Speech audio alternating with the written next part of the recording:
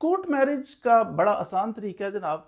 कोई लंबे चौड़े उसमें इश्तिहार नहीं लगाने पड़ते। क्या है, लड़की लड़का बालिग हैं, 18 साल उनकी एज है, वो आके किसी वकील साहब से रब्ता करते हैं। कोर्ट में भी जाने की ज़रूरत नहीं पड़ती। बैठ के जनाब उधर ही वकील साहब, हेलो निकाह का ज़रा आ जा, शिकार आ गया।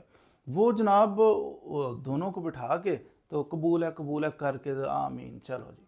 और वो पर्थ फिल किए जाते हैं। अक्सर तो ऐसे जो घर से भागे हुए बच्चे होते हैं उनके पर्थ फिल करके पता नहीं पर्थ भी किधर चले जाते हैं, बाद में ढूंढते रहते हैं वो पर्थ किधर गए। कभी लड़की को नहीं मिलता, कभी लड़के को नहीं मिलता, कभी किसी को भी नहीं मिलता। तो बहरहाल इस तरह का वो निकाह हो गया, मिठाई जिंदाबाद।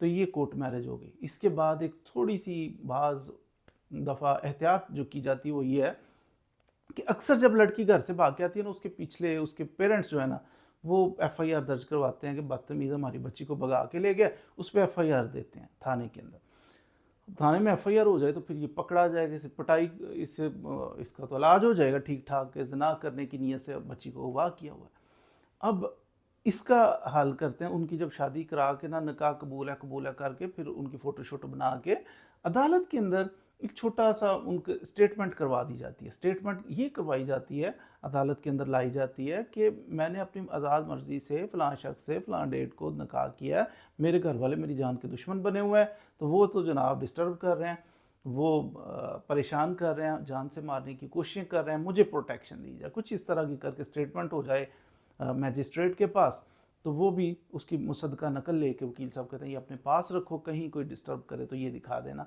कि बच्ची कल को मुकर ही जाए तो ये स्टेटमेंट भी काम आएगी कि ये देखें बच्ची की अदालत के सामने अकेले में कोई प्रेशर नहीं था, जज ने तसल्ली से पूछ लिया, कोई टेंशन कोई परेशानी नहीं, वाकई ऐसा है, बच्ची अकेली को बुला के जज पूछ लेता है, तो फिर वो बच जाता है बंदा जिसने कोर्ट मैरिज की हो। बाज़ार बच जाता है, हकीकत में आगे चल के फिर वो मसाइल तो रहते ही हैं।